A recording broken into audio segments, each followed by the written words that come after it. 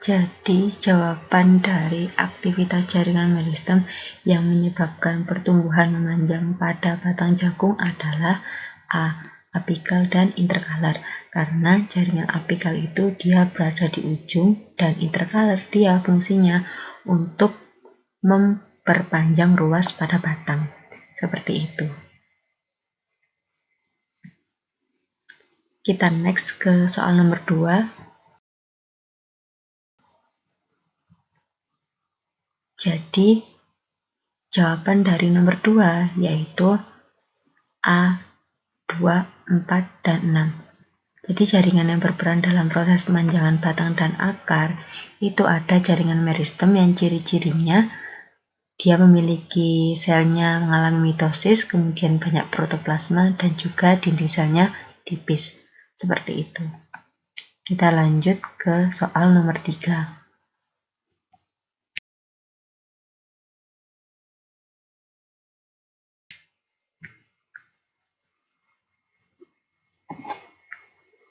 Jaringan yang dimaksud pada soal nomor 3 yaitu jaringan dewasa. Yang bukan merupakan ciri-ciri jaringan dewasa yaitu nomor poin 2, 5, dan juga 6, yaitu vakuola yang dimiliki sel kecil. Pada jaringan dewasa, vakuola yang dimiliki sel itu termasuk besar.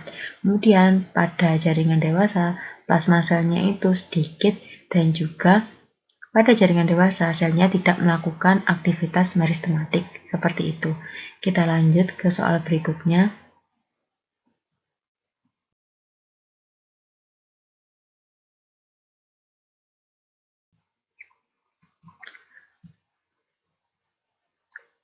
Nomor 5 merupakan stomata, yang mana stomata itu merupakan modifikasi dari epidermis. Kita lanjut ke soal nomor selanjutnya.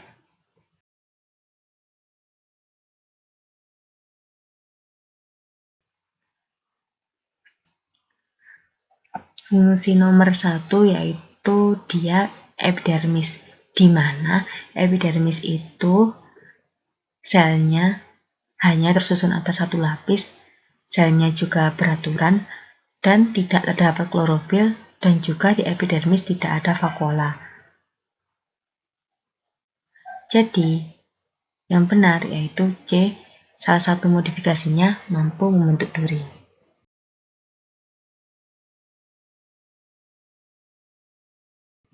Selanjutnya, jaringan parenkim dikenal sebagai dasar pada jaringan tumbuhan. Yang ini terdapat pada bagian jaringan parenkim.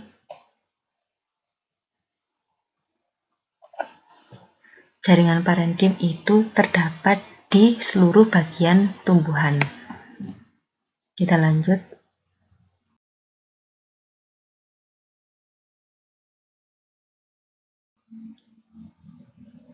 Jenis jaringan yang berkembang pada KNS.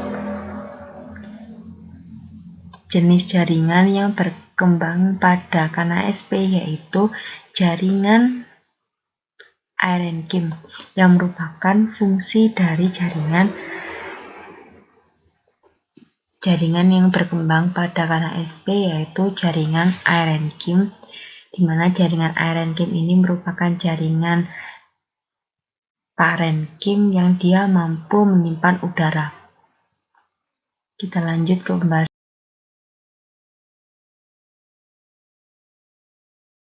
soal selanjutnya. Tumbuhan tingkat tinggi yang sebagian dinding selnya mengalami penebalan adalah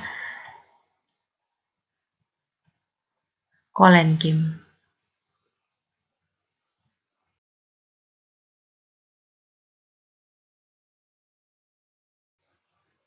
Berdasarkan ciri-ciri jaringan tersebut, tentukan ciri-ciri fungsi jaringan tersebut.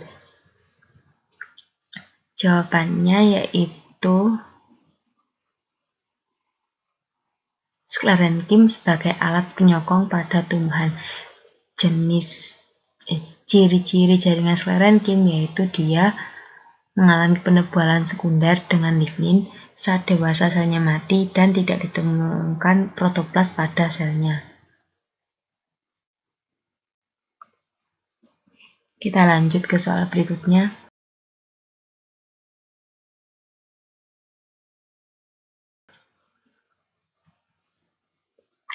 yang ditunjuk pada X yaitu merupakan xilem. Jadi berkas yang ditunjuk pada X tersusun atas unsur trachea, serat xilem, dan juga parenkim xilem.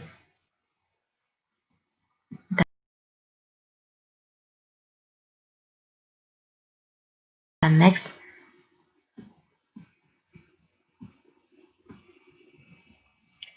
berkas yang dimaksud pada soal ini yaitu merupakan berkas floem. Jadi, floem itu tersusun atas bagian parenkim floem, unsur tapis, dan serat floem.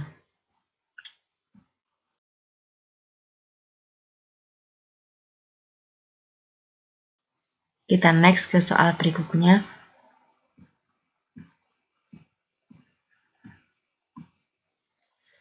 Pada gambar itu merupakan akar monokotil, karena pembuluh xilemnya dia mengitari pada bagian tengah akar.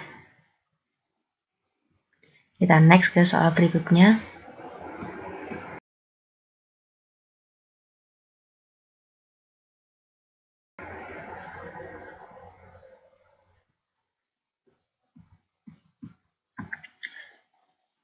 Jadi jaringan yang akan berwarna merah terlebih dahulu jelas adalah xilem, karena xilem itu dia fungsinya untuk mendistribusikan atau istilahnya mengangkut air dari akar. Seperti itu. Kita next ke soal selanjutnya.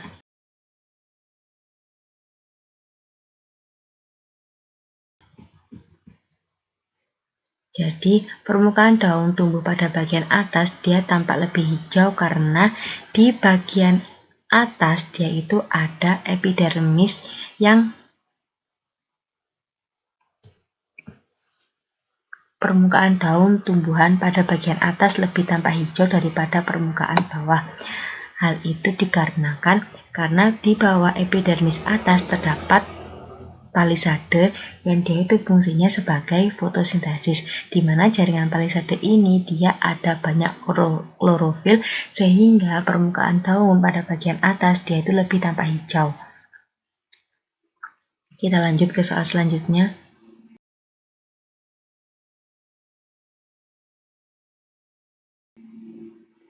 Bagian daun yang paling aktif dalam melakukan proses.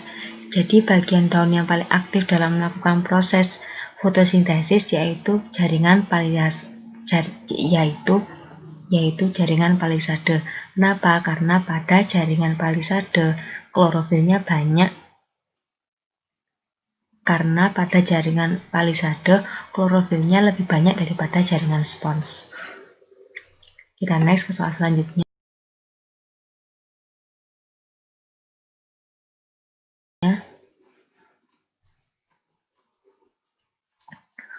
Pada bagian bunga yang memiliki kloroplas dan pigmen tambahan pada cairan sel yaitu terletak pada daun mahkota.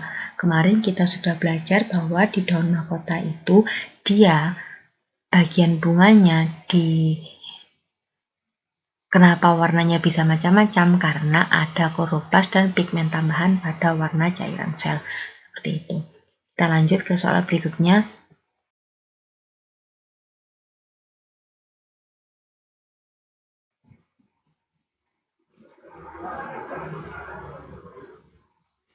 Struktur buah yang memiliki sifat perikarpium mampu melakukan diferensiasi menjadi eksokarpium, mesokarpium, dan endokarpium. Ini merupakan buah berdaging, di mana di antara 5 buah yang ditujukan pada soal, pada jawaban yang merupakan buah berdaging yaitu A. mentimun.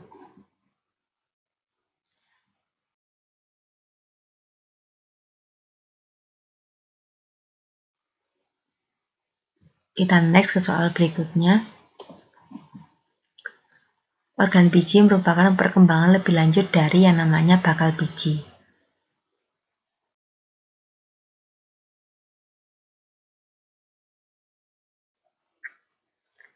Manakah pernyataan yang tepat tentang hubungan antara sifat totipotensi dengan kultur jaringan?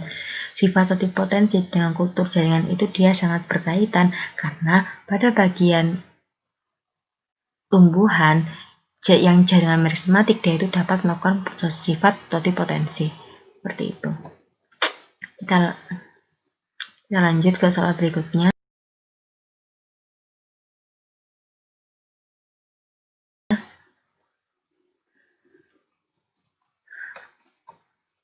Urutan tahapan mekanisme kultur jaringan yang tepat adalah, yaitu yang pertama, sterilisasi terlebih dahulu, kemudian pembuatan eksplan.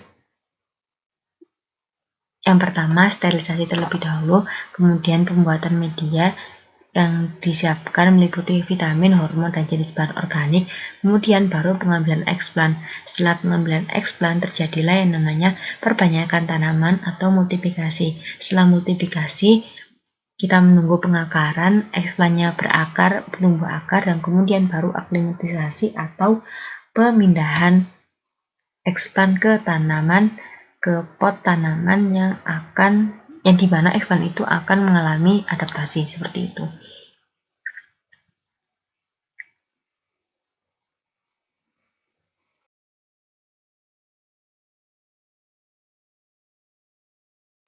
Kita lanjut ke soal nomor 1 yang esai. Rincikan apa yang Anda ketahui tentang jaringan.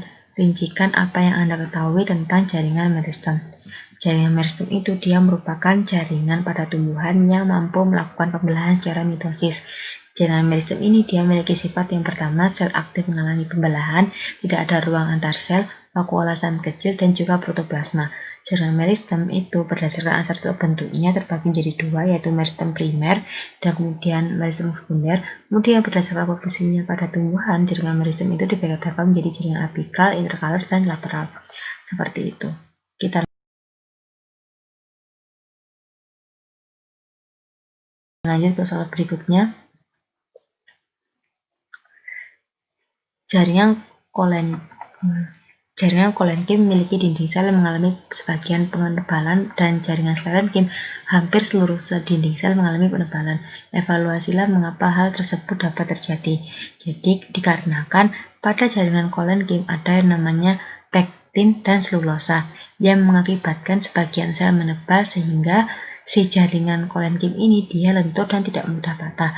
Kemudian di jaringan sklerenkim itu dia hanya mengandung pektin, di mana pektin ini akan mengakibatkan semua selnya menebal dan fungsinya sebagai melindungi organ dalam tumbuhan. Seperti itu. Kita lanjut ke soal berikutnya.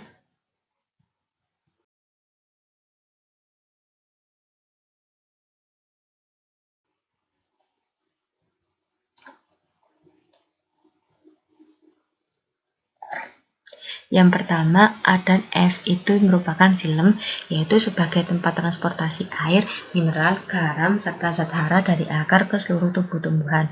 Di B dan G yang merupakan berkas floem, di mana fungsinya mengangkut hasil fotosintesis dari daun ke seluruh tubuh tumbuhan.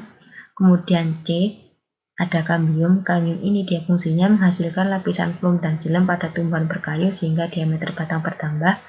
Kemudian ada korteks, yaitu di poin D, fungsinya sebagai tempat cadangan makanan, dan kemudian poin E dan H, yaitu epidermis sebagai pelindung untuk jaringan di bawahnya.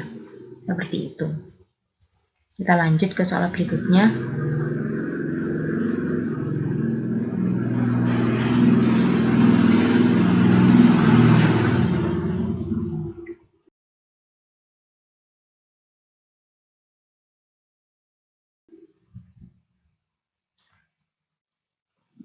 Ada E, yaitu merupakan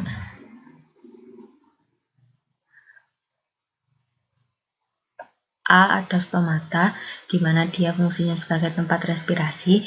B, parenchyma spons, fungsinya sebagai tempat fotosintesis.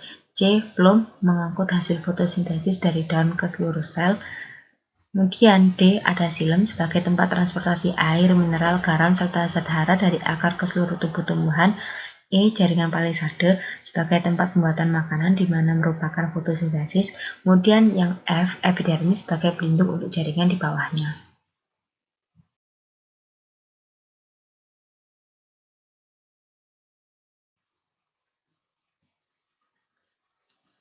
Jadi dasar kultur jaringan itu dia memanfaatkan sifat totipotensi pada tumbuhan. Kultur jaringan merupakan usaha perkembangbiakan tumbuhan dengan memanfaatkan kemampuan totipotensi tumbuhan. Tahapan dalam melakukan kultur jaringan itu ada 6, yaitu sterilisasi, pembuatan media, inisiasi, notifikasi, pengakaran, dan juga aklimatisasi. Seperti itu. Terima kasih karena sudah membahas ini bersama saya. Kalau ada yang belum paham, silakan bertanya. Saya akhiri. Wassalamualaikum warahmatullahi wabarakatuh.